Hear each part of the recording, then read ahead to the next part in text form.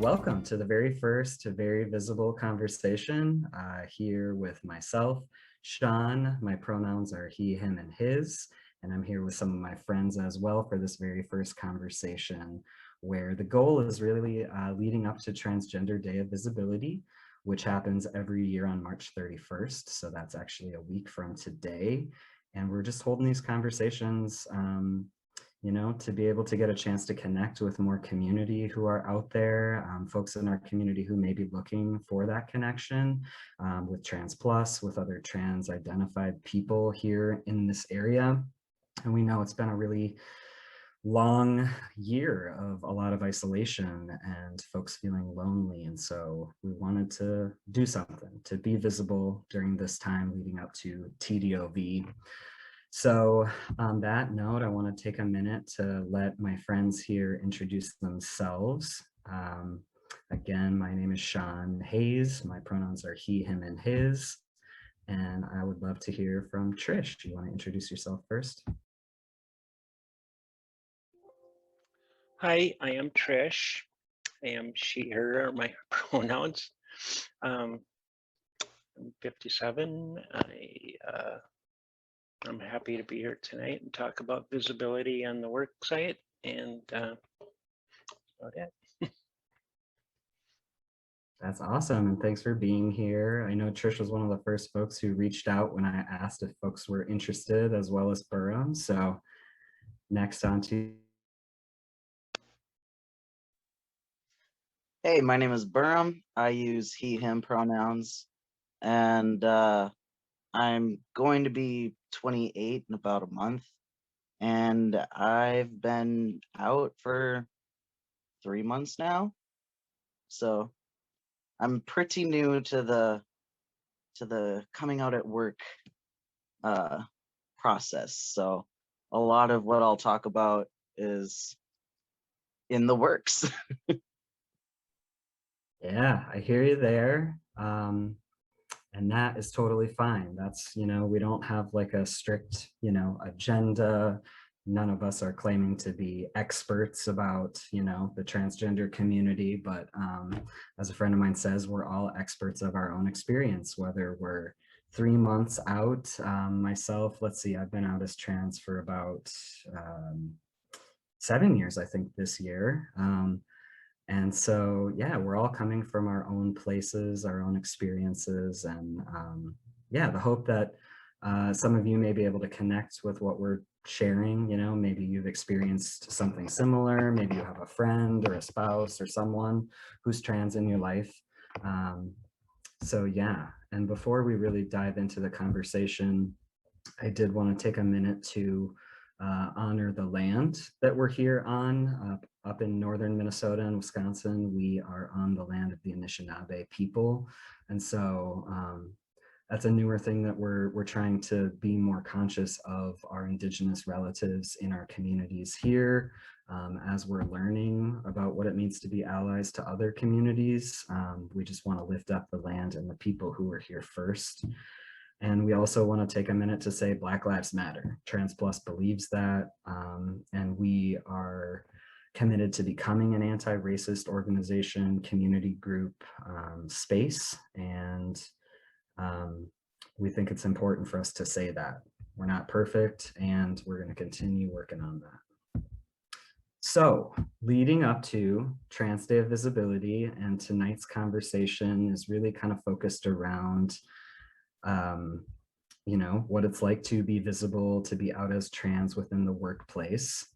And one more note I just want to lift up is that, you know, the three of us here, as well as our friend who's behind the scenes helping with tech stuff. Thanks, Abby.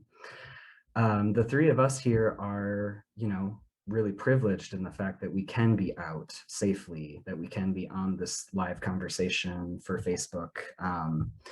And it's, you know, it is not always a safe thing. And oftentimes it's not a safe thing for our trans siblings to be out, or they've had terrible experiences at their workplace, have struggled to get hired. And, you know, the three of us are employed. And so just want to bring that into the conversation too, that recognizing where we are at. And so, yeah, talking about the workplace, you know, thinking about some questions that I wanted to ask the two of you, and I can chime in too here and there, but, you know, really where I wanted to start us off with was why, you know, why? The big, I feel like oftentimes we sort of lead up to that big question, but I was just thinking I'd love to hear from both of you. And again, there's no right or wrong answer, but why you believe it's important to be visible. And Trish, if you'd like to start, or Beram, either way. First of all, to be visible for myself. One of the first things that a lot of trans people told me when I first come out was to be yourself, to be bold, to uh, be who you are. Don't unashamedly, you know, to be who you are and not hide it. And people would respond to that. And it's true, to not hide who you are, to be bold. And so part of being out on the job is to be myself all the time, to not hide it. And people do respond to that in a big way. But I've been thinking about this topic of being out on the job site a lot lately. When I first came out, I drove truck over the road, and so it was a very solitary life, and it was probably really good for me when I first came out. But for the last year and a half, I've been a local driver. I pick up and I deliver freight for a local LTL company, and so I get out to a lot of different companies around both northeastern Minnesota and northwestern Wisconsin. I get out to iron mines, metal foundries, welding shops, fabricating shops, auto shops, body shops, Menards, Fraser shipyards, hospitals, nursing homes. You can just anywhere you can imagine, people that order from Amazon. So I do a lot of residential deliveries. I'm out there every day meeting a lot of people, and I have a lot of places that I stop every day. And a lot of people, when they first meet me, especially like iron workers and stuff, they're like, you know, they don't know what to make of me, and they don't know how to talk to me, and they don't even know how to look at me a lot of times. But as I go there every day and I'm interacting with them, after a while, it's like, hey, Trish, how you doing? You know, it's like they become friends. Just today, I did a delivery at Memorial Medical Center in Ashland, and I walked in, and the woman that runs receiving there, wonderful woman, and I go in and I go, hey, girlfriend, how you doing? She's like, hey, girlfriend. And she came over and gave me a hug because I worked in southern Minnesota at a different terminal last week, and she goes, oh, I missed you, you know. And I'm developing friendships with people like this. And the person that runs shipping receiving at Washburn Iron Works, I mean, I walk in there and the man is just covered with soot. And I walk in there and he's like, Trish, how you doing? You know, and so I'm making connections with people that don't normally see transgender people, and they're accepting of me and developing genuine friendships with me. And I'm thinking about this, and we, as transgender people, we think about, you know, the unicorn. When people see us in public, they look at us like they've seen a unicorn. My mission is to end that. I don't want people looking at me like they've seen a unicorn. You know, I want people looking at me and going, yo, hey, you know, like you're just another person. That's what being visible out there in the everyday world to me is, exposing people to transgender people. We're just like anybody else. You know what I mean? Yeah, I see we're getting a lot of heart reacts on this for folks watching on Facebook. All the hearts are coming in. So I love that. And I think you are a special unicorn to me, Trish. I'm just throwing that out there. But I love Thank what you, you're Sean. saying. Thank you. Yeah. Beram, what about you? You know, when you think about why it's important for you to be visible, what does that feel like? What does it sound like to you? So I grew up in rural Minnesota, and like I graduated with like less than 85 people in my class, so everybody knows everybody, and I've known them since I was 3. So people are gonna know your business whether you want them to or not. But when you're in a small town and you're isolated, you only know what you see around you in that area. So, it's important for me to be visible because I didn't have visibility like that growing up. I didn't know anything about the LGBT community until I was 15 years old. I didn't meet anyone that was LGBT until I was 15, and that was my wake up call. So, it's important for me to be visible and be out at my job, because if I had seen that when I was a kid, I wouldn't have felt so different. I wouldn't have felt nearly as confused. I I would have felt safer. I would have felt more accepted, and I probably would not have questioned why I am the way I am. I wouldn't have questioned it so much or wondered why I was somehow different from the other kids. So I'm visible at my job now because I want other youth to feel, you know, to feel seen, be able to relate to me, be able to see me and be like, "Hey, that person looks like me," or that person sounds like me. That person has the same interests as me. And you don't have that feeling of being isolated. And by interacting with youth and by interacting with my coworkers, I'm giving a face and a voice. I'm hopefully by interacting with me, they're able to connect with themselves on a deeper level, be able to question gender expectations, defy gender norms that have been put in place for them, and feel accepted enough to fully explore who they are as people just by seeing folks like me. That is huge. Do it for the kids is really what I heard there. And wow, that speaks to my heart too. Yeah, I know for myself, there was this moment that I remember vividly when I was probably around, I don't know, 21, I think. It was before I had come out. It was before I even knew I was trans. And at the time, I was attracted to women, so I thought that meant I was lesbian. Who else has been there? Trans folks, um, right?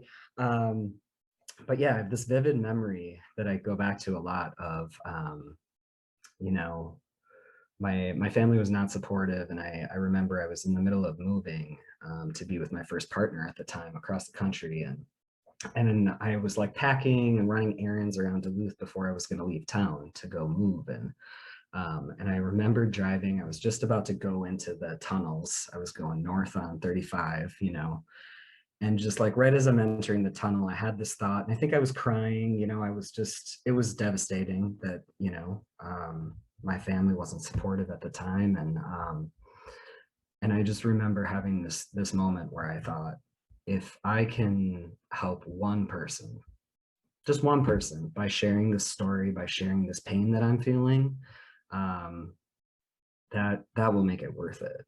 And so getting a little emotional thinking about that. Yeah, bringing me back to those early moments. But then I think I also, I'm thinking about all the trans youth right now who are just, I mean, being attacked all over the place, here in Minnesota too, like legislatively. Um, and so, yeah, I think about the kids, and I think about the future generations who, hopefully by those of us who do choose to be visible, who do, you know, choose to use our energy trying to educate and share, like it will make a difference. I already know that it's making a difference, right? The ripples that we can't actually see that go out, you know, when someone, whoever it is, who may be watching tonight, right, and sees us and sees, like, I'm not alone. And I remember having that very clear sense of when I came out as trans, I'm probably the only trans person here in Duluth. And that was like so far from the truth. And so I'm thinking about, gosh, these are good answers. And I'm like, you know, we have these questions, but there's so many different ways that we could go with this conversation. But I think,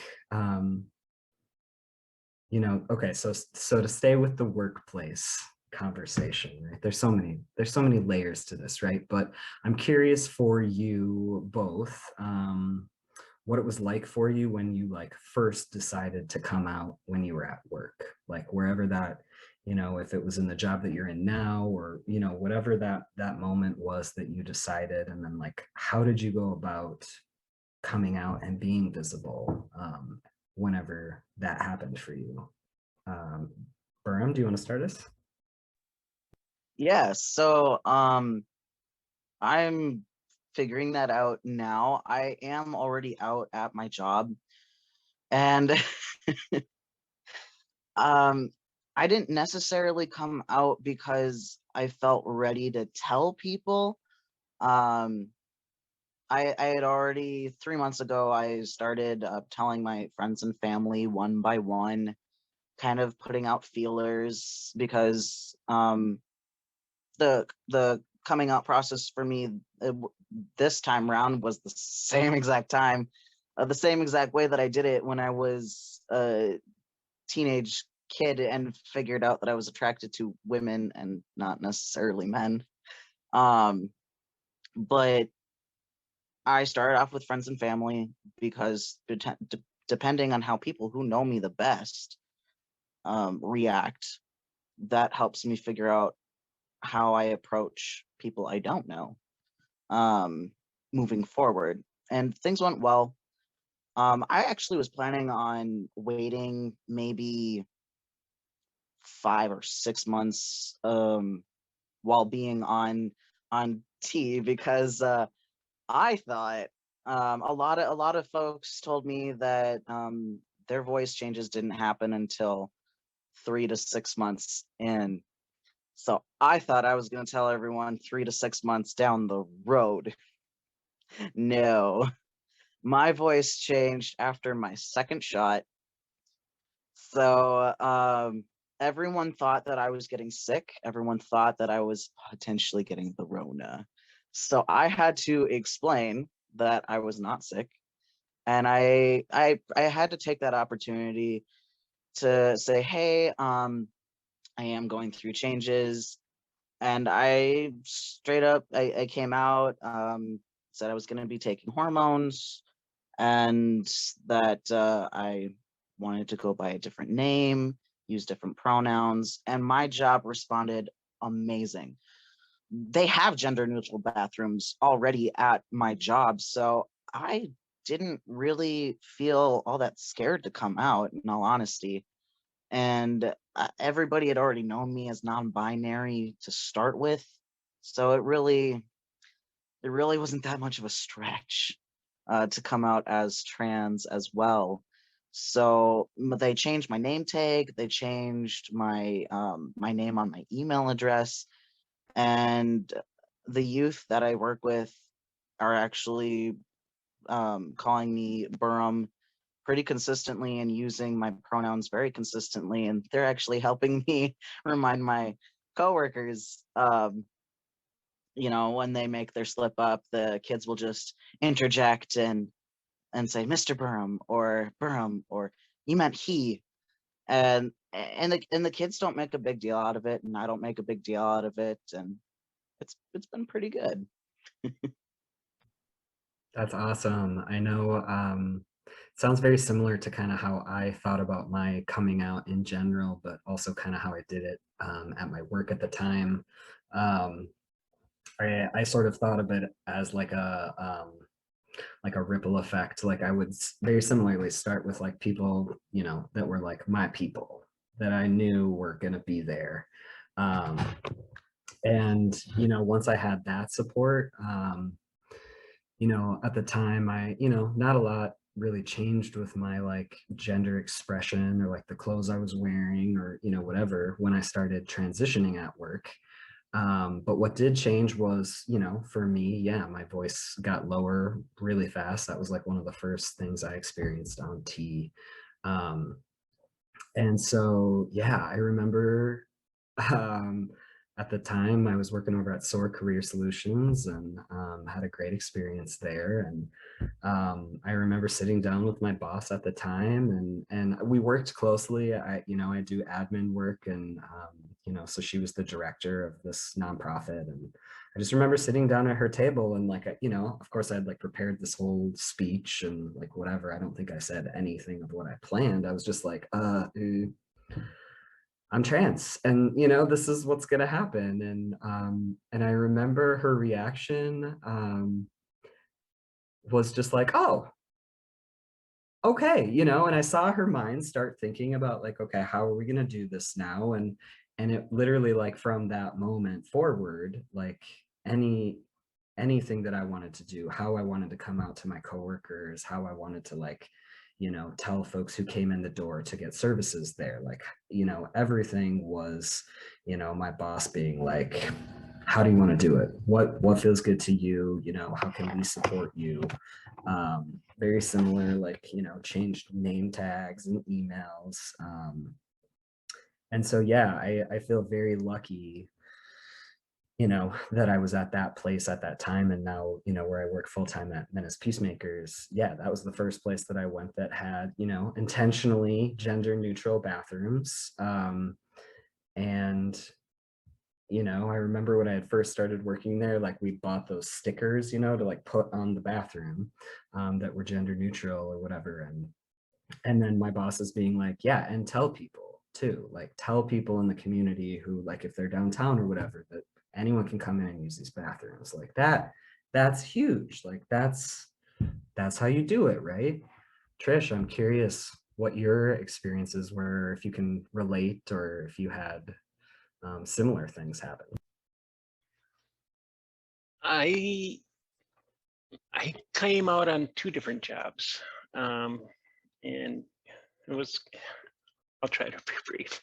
When I first, my last job, the man I was working for is a guy I went to school for.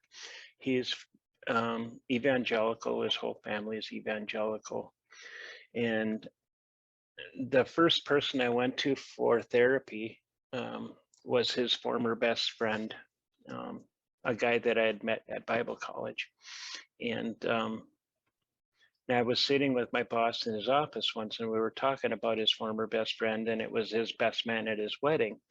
Well, his best friend came out as gay, and that ended their friendship. And he was talking to me, well, what do you think about homosexuality? I told him what I thought. He's like, well, I'm starting to become accepting of it, but I draw the line at transgender.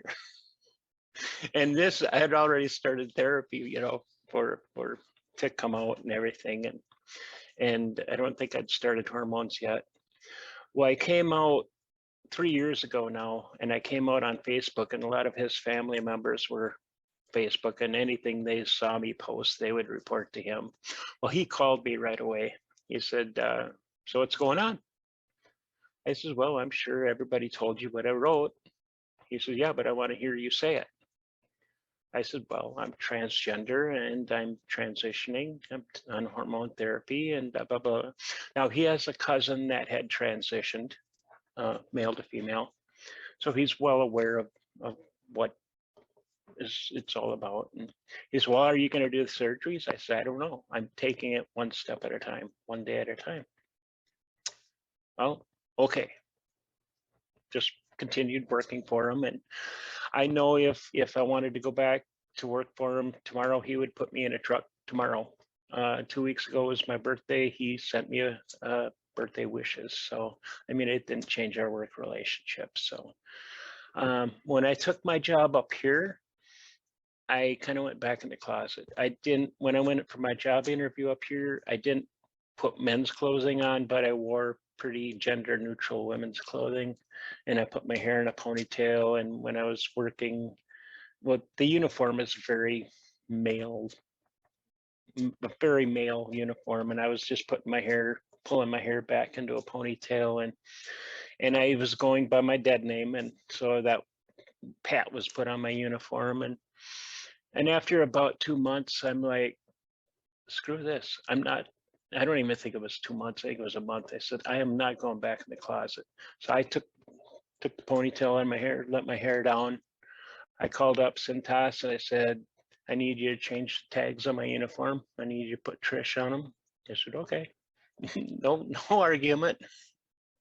I went to my locker at work and I took Pat down and I put Patricia up, and the other drivers are like, somebody's messing around. They're gonna get their butt kicked out or not. I walked into the boss's office and Norm Trader, he's a 68-year-old man. I said, listen, Norm, I'm transgender and blah, blah, blah. And he's like, hey, you got my support. He was really good. And now everybody up there, they most of the time use proper pronouns. They're not always, but they're kind of idiots a lot of times, but mostly they're accepting of me. And I mean, they call me Trish, and most of the time use proper pronouns. So, but I thought it was funny that when I moved up here, I was kind of hiding it, you know, putting Trish back in the closet, and it's like, what am I doing? And over Christmas time, when I had trouble with my insurance and thought I had to find a new job, I went out and I was applying for new jobs, and I didn't hide it. I first thing I said, I told people I'm transgender and blah, blah, blah, you know, so that's about it. But my employers have been very supporting, and my HR came through for me with insurance, and they've been a very supporting company, very supporting. That's huge. I mean, yeah, it makes me think about the different ways that employers, I mean, there's so many different things that, you know, bosses and companies and whatever can do to become more inclusive, right? But like, you know, the fact that they were like, okay, Trish on the, you know, on the uniform. Whereas I feel like in other places, you know, when you request a name tag, it takes you like 4 months. And then, you know, oftentimes trans folks have to like argue and explain why and like put our whole story out there. When we just, you know, need a new name. Like people change their names all the time, right? Or they go by nicknames or different things, you know? And so it makes me think about that with, you know, even like the insurances that our employers offer. And when I had top surgery last summer, they could have said no. I needed a month off to recuperate, and they could have said no, but yep, you got it. So they've been good. That's awesome. Yeah, I had a very similar experience. I started at Men as Peacemakers after I had actually scheduled my own top surgery. And so I, you know, like in the interview process, I remember being like, I'm gonna need vacation kind of right away because I've got this thing scheduled. And, you know, at the time, the insurance I had did not cover top surgery for me. And so, you know, and I remember like, I don't know if I had shared that or somehow it had come up, and then it was like, you know, leading up to like the next time we were supposed to like re-up our insurance, like that was something that they did. They like spent a lot of time researching to try to find like the most inclusive, like gender affirming kind of insurance out there. Like that's going above and beyond, right? Like there's places that I think it's like, you know, they'll like call you your name and they'll, you know, try to use your pronouns. And then it's like, so there's all these different ways that I think employers can make it safer and better for trans folks who work for them. And it also has me thinking about like all of the trans folks, non-binary, gender non-conforming people who like struggle hard to find employment. Like, you know, and people have questions about, well, what name do I put on my resume when I'm applying to jobs? And so some of it is tricky, you know, and I know that we, you know, I'm really glad to hear that we all have these really good experiences. And I also know that, you know, personally speaking, as well as I know all of us within the trans community have experienced some type of harm, some type of violence, misgendering, whatever it is. That kind of leads us into sort of the last question I wanted to touch on, because I think it's so important, you know, thinking about visibility when we make that choice to be visible. We're also like making ourselves vulnerable to people, to community. We're like being like, this is me, I'm showing you all of me. And it leaves us open, I think, sometimes. And like I said, we've all experienced those moments. Gosh, I don't know how many times I've gone through the drive-through and people will misgender me. And so, you know, again, there's all these different degrees of harm that we experience. And sometimes it's just a crappy day, you know, like, I don't know, Trish and Beram, like as you're experiencing when you're at work, and someone does mess up your name or your pronoun, or, you know, whatever it is, that like bad thing happens, right? That kind of like, it has the ability to just ruin the day for us, to like mess up our whole week potentially. I don't know about you all, but I've realized that like caring for myself, self-care, that kind of gets like commodified into like bubble baths and stuff. But like taking care of ourselves is like a very real thing that we need to do and be conscious of, because we're basically living and surviving through a world that is like not made for us. And oftentimes people are not, you know, going above and beyond to make things easier for us. So long-winded summary here, but I'm wondering, what does self-care look like for both of you? Like, you know, Beram, I know that you shared that you're kind of early on in your transition, and Trish and I have been out a little bit longer, but, you know, I'm thinking about those things that, you know, things that help you when you just feel like everything sucks, like when you feel alone, when you feel like, you know, it's just exhausting to be trans. Sometimes. And so I'm curious, either one of you, if you want to start, maybe Trish, what are ways that you take care of yourself when you're having a hard time? Good question. I'm still trying to find ways to take care of myself. First, I'm not afraid to cry. And believe me, I shed a lot of tears. There's times when I get in my truck after a stop and I cry because some idiot says some things that just make me cry. I'll never cry in front of them. I'm not going to give them that kind of satisfaction, but people are cruel. People say cruel things. And I guess the most important thing for me are allies, friends, to have people you can call and vent to. I think of my friends, Charlie and Diane and Maya. If I didn't have them to call and be able to just cry, I mean, I've called and just in tears crying, and they know what I'm crying about right away. And they don't have to say anything. They just listen, you know, because yeah, because they understand, because they're trans. And but even allies can you know, are really important and listen. And I guess that's the most important thing, is just to have those supports. And that's, I think, why it's really important for people to connect with groups like Trans Plus, so that you can network. One of my main reasons for moving back to Duluth was to connect with a network of people, a community. I was living in southwestern Minnesota, where I was basically on an island alone.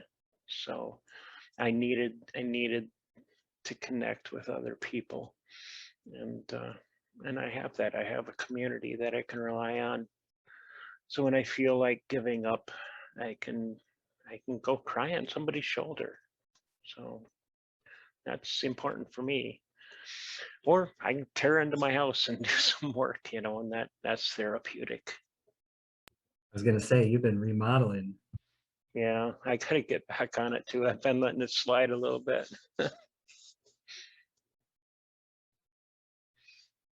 That's about all I got.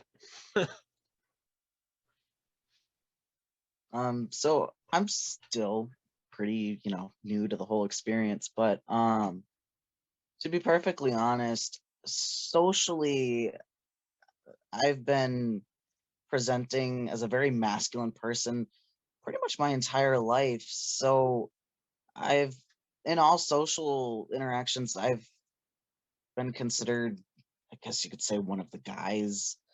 Um, so it doesn't really bother me too much when folks slip up on my name or my pronouns.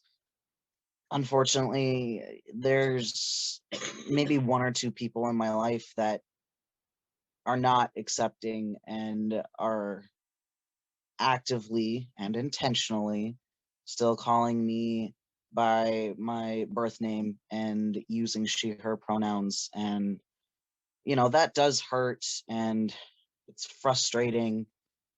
And whenever that happens, I just go to the friends and family that are accepting and supportive and loving, and I call them up and I vent. I vent. um I'm in the same boat as you, Trish. I'm not afraid to cry. It takes a lot for me to cry, but once I'm there, it's like I couldn't hold back the tears if I wanted to. And I've learned that it's just easier not to hold it back. um but the things that I do for self-care when I'm having like struggles with mental health, or my emotional health is strained for whatever the reason, I hang out with my friends. I fall down the rabbit hole that is YouTube and just I watch videos of my favorite YouTube artists. I'll listen to music. I gotta say, I've really been jamming out hardcore to Hamilton.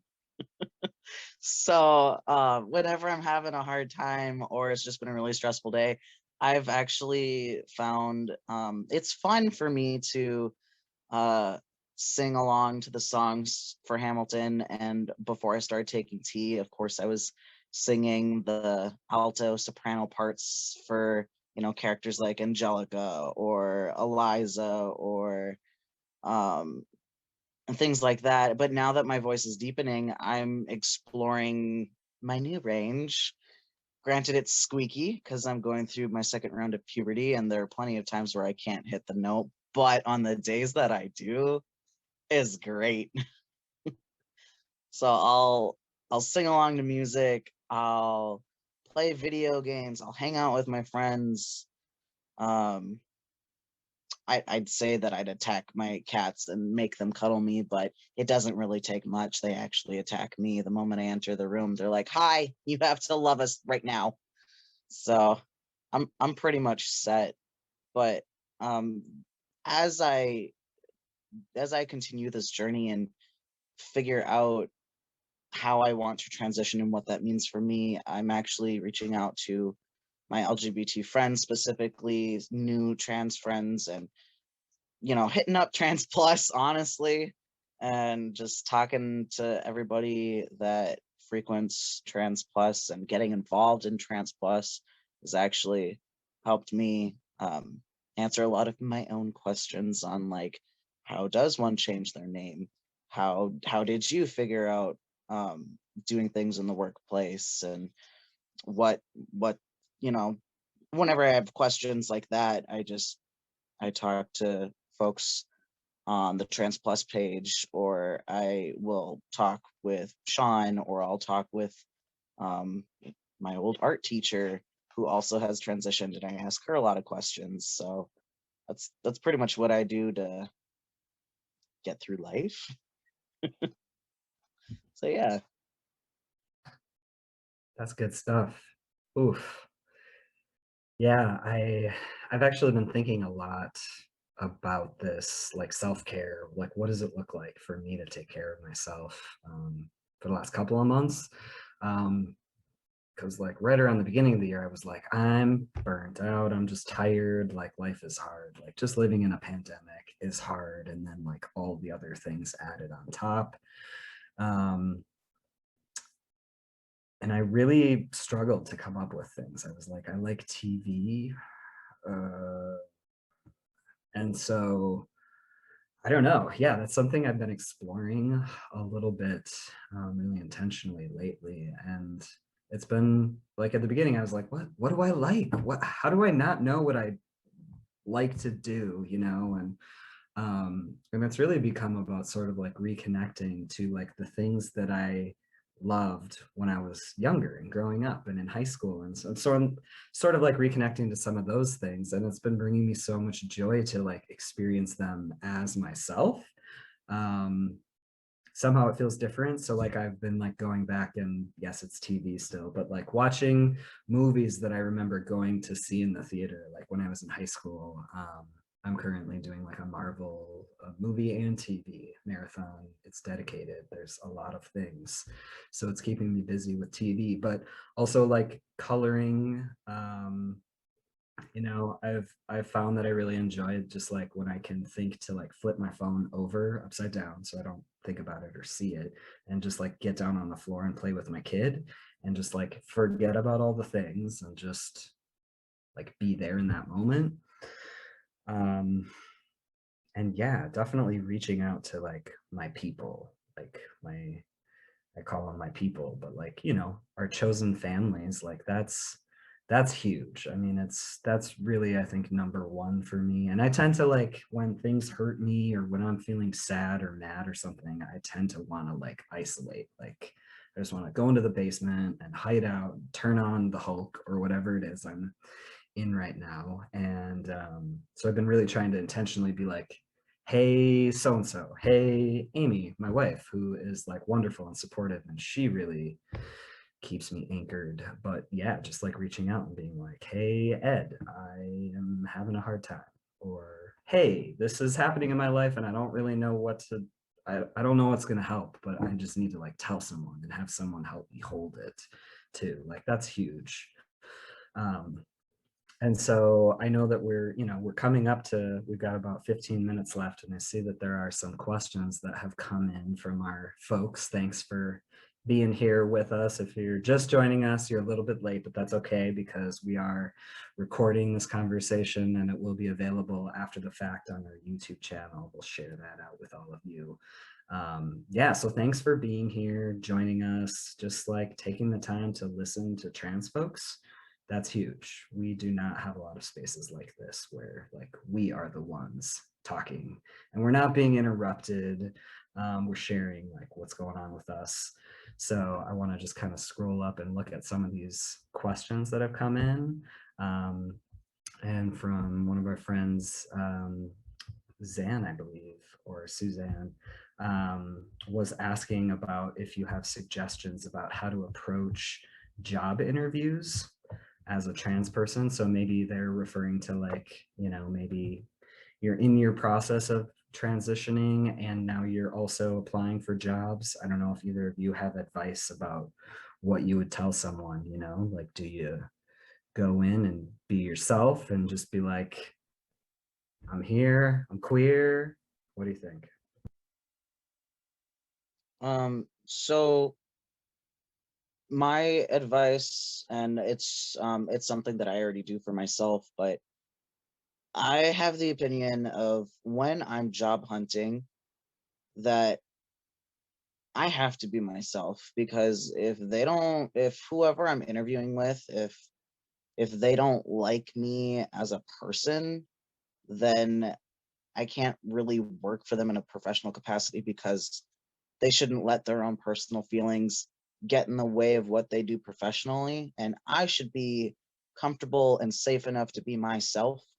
So, you know, I go in, I introduce myself, and you know, if I were to hit the job market tomorrow. If I had to go get a new job, love my current job, but if I had to go out and get another one for whatever the reason, I'd go in, say, hey, it says my legal name says this.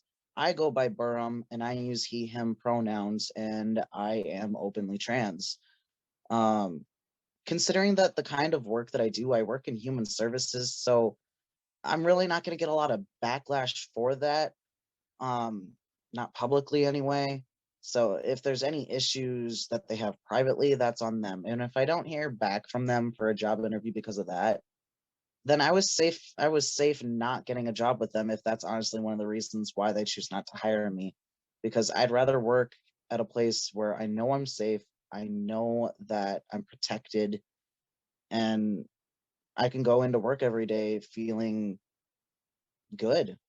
It's one less thing to worry about. If I'm in the closet during the interview process, I've done that before and I was a nervous wreck. I didn't know what to expect, who I could trust. So my advice is be yourself and share what you're comfortable sharing. And if people are asking questions that make you feel uncomfortable, just straight up say, I don't think that's appropriate to ask. I don't find that very professional. Can we move on to the next question, please? And then if they continue to badger you during the interview process and they don't quite let that go, then you'd say, thank you for your time. I don't think this is going to be a good fit. And that way you're able to leave without burning bridges. I like that a lot. Yeah, and we're getting, some of the questions that we're getting are around, what does it look like, when we are misgendered? Like, how do we correct people? And yeah, there's not enough time, right? We're like running out of time, and that's okay because we're going to continue doing this. And I and we, hope that folks will continue to tune in for these conversations, because we've got a lot to share. We've got a lot of wisdom, and y'all could learn a lot from us. Just saying. And so, yeah, I'm curious. Maybe Trish, do you have thoughts on what, when you're out on the job site and someone misgenders you or calls you your old name? What do you do? Do you correct them? Absolutely. I get misgendered every day, many, many times a day. First of all, I'm 6'4". I'm a very large person. My work uniform is very male looking. My name tag says Trish. I wear a trans pride pin and I have long hair. Other than that, I look like a dude with long hair for the most part. So yeah, I get called sir all the time. And I just look at people and I say, please do not call me sir. Most of the time they go, oh, okay. Sometimes people say, well, what would you like me to call you? I say, well, my name is Trish. You can call me Trish. Sometimes people will come back, well, do you want me to call you ma'am? And I just say, well, no woman on earth wants to be called ma'am. My name is Trish. You can call me Trish. Sometimes there have been instances where I have asked people not to call me sir, and they continue to do so. And I pointed out, I say, this is a trans pride pin. I am transgender. My name is Trish. Could you please not call me sir? And they continue to call me sir. Well, at that point, they're just doing it because I can't say the word. And it's best just to walk away at that point. Those are times when you get in the truck and you just want to cry. That usually doesn't happen when it's a business that I'm delivering to. When it's a residential delivery, that kind of thing happens. I was assaulted last fall on a residential delivery too, and berated by both husband and wife got in my face and were yelling at me, telling me how I wasn't a woman and blah, blah, blah. So those kind of things happen. Most of the time when somebody addresses me as sir, they don't mean to be disrespectful. But I would say 90% of the time they don't mean to be disrespectful. It's just it's ingrained into somebody to say, "Thank you, sir. Have a nice day, sir," or whatever. They look at me and they're just thinking male. And I used to not say anything. I used to just let it go. I don't do that anymore. I make it a point to say, and I'm polite about it, always polite about it. I just say, "Could you please not call me sir?" If they want to ask me questions, fine. They don't have to. They usually don't. They go, "Oh, okay, no problem." A lot of times they'll ask me why not, or what's, and it opens up conversation. My I was just gonna regular say, customers don't misgender me. My regular customers are great. They use she, her pronouns, and they're really good. It's usually new customers, people that just starting to interact with me.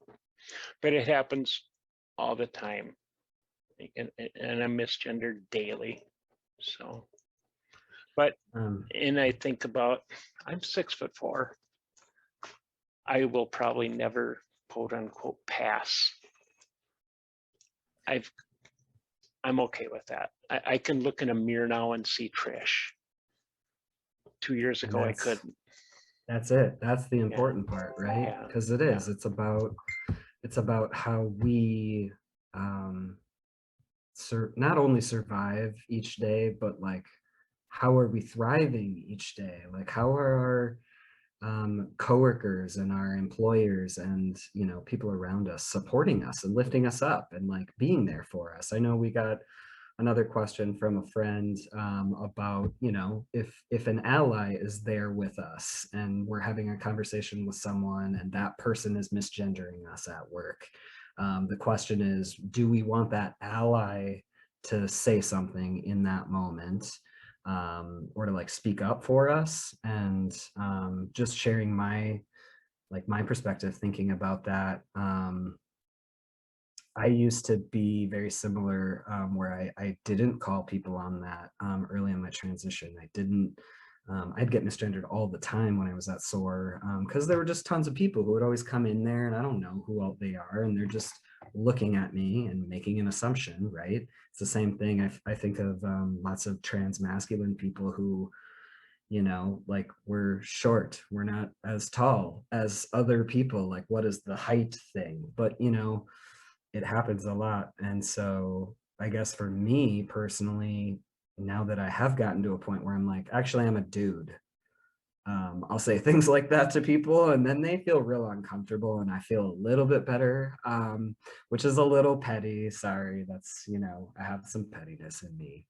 But yeah, for me, I'd say if you're wondering about it, if you notice it as an ally, like I'd prefer you come to me first and just be like, hey, I noticed Jeff or whoever is like being that word that you said you couldn't say, a jerk. Someone's being a jerk, I noticed he's misgendering. Do you want me to say something next time? And then I can be like, yeah, like then I get to choose as the trans person, like what I feel comfortable with. And that might change. Some days I might be like, yeah, friend, coworker, you take this. Like I've been misgendered 16 times already today and spoken up 16 times. And so you take this one. And I know, we've got 4 minutes left and there's one more question that I think is important that we just touch on. I don't know if either of you have answers to this, but when you're applying for a job or you're in an interview or like whatever's on your resume, and they ask you for your name, what do you tell them? And is it, I guess, and maybe to clarify, like, does it feel like a lie, if we go in and we say, hey, my name is Sean, my legal name is something else, but like, how do you two approach that? Well, my job as a truck driver, and I have a CDL, not to mention hazmat endorsement and background checks and all this, and they're all tied to my legal name. So I have to use that legal name for legal purposes. But I do point out to them, I don't go by that name. I go by Trish. I will have my legal name will be changed hopefully this summer. I was going to do it last summer, but I'm kind of glad I waited a little bit, but yeah. But right now I have to, as far as for job, I do have to use my legal name for, obvious reasons. Right. I know. I remember. I don't know. Beram, are we? Yeah. You still hear us, Beram? Yeah, I can still hear you. For whatever the reason, my phone is crashing. So if I drop off, that's why. But I have people call me Beram. The only thing that doesn't say Beram are my paychecks. My paychecks still show my legal name. And I'm okay with that. Everyone addresses me as Beram. I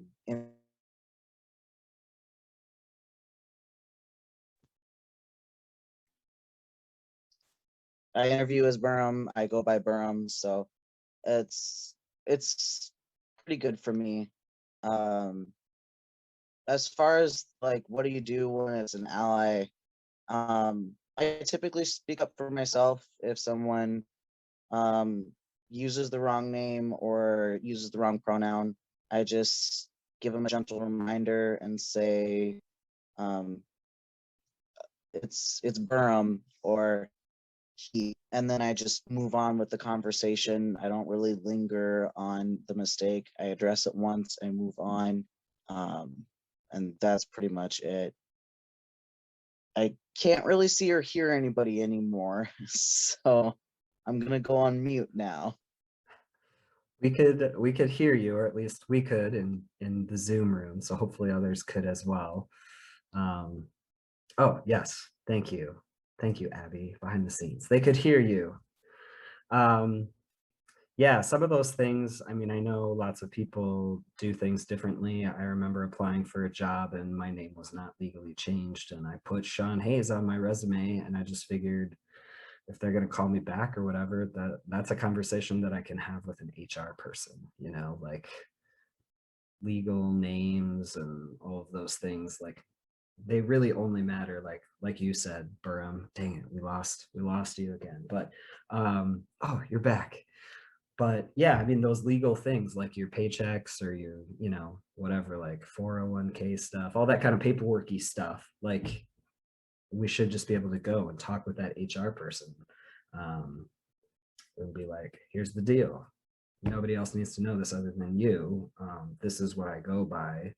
I remember having a conversation like that with my finance guy over at SOAR, Dave Matson. You are probably not watching because you're not on Facebook, but and it was very simple. It was like, oh, okay, cool, your legal name, got it, da, da, da, da, da. And then on the envelope, even for my paycheck, it would be Sean, but like the check itself would have my legal name. So there are many, many ways, I think, many, many answers to these questions too. Like we're just three trans folks who are sharing, our thoughts with you, how this works for us, how we navigate each day in and out, being at our workplaces and being trans. And yeah, I'm just want to share with you, Beram, hopefully you can hear us too, but like there's lots and lots of heart reacts popping up. I love this. So I do want to just wrap things up and say thank you to Beram and Trish, as well as Abby, for being here and helping behind the scenes. Just like so much gratitude for you both being willing to share your stories, for taking the time and energy. It takes energy to share these things, especially with like a bigger audience, with the intent of trying to educate. And so I just want to like lift that up and say thank you to both of you for jumping on this idea that I had and saying I'll do this thing. It was really, really good to hear from both of you and to learn more about you too, and hopefully others. As we know, lots of heart reacts, they're loving it. There's lots of support out there for us, so that's what we want to see, and grow the support, grow the love, the community, the acceptance, the inclusion. We all can do better, myself included. Just because we're trans folks doesn't mean that we're experts on all things trans and gender nonconforming and all of those things. So again, thank you to all of you who have tuned in for whether it was 5 minutes or you've been here the whole hour and 2 minutes with us. We're a little over time, but yeah, this has been awesome. I appreciate you both so much. And before you go, I want to let you know our next Very Visible conversation is going to be in a couple days from now on Saturday night, same time, 7 p.m. live on our Facebook page at Trans Plus. And we are going to be talking with, they actually got name dropped earlier by Trish. We're going to be talking with our friends Diane and Maya, two of the most caring, funny, lovely, inspiring women I know, and I'm honored to call friends. So I hope that you'll tune in for that next live conversation. Again, that's Saturday at 7 p.m. Central Standard Time. And we will be just sharing stories. There's no like real set topic. So who knows what will come up with myself and those gals. It'll be fun though. So tune in. And again, if you did not catch this live, you know, don't worry, we're going to be sharing this on our YouTube page as well. So thanks again for tuning in, and we'll see y'all in a couple of days.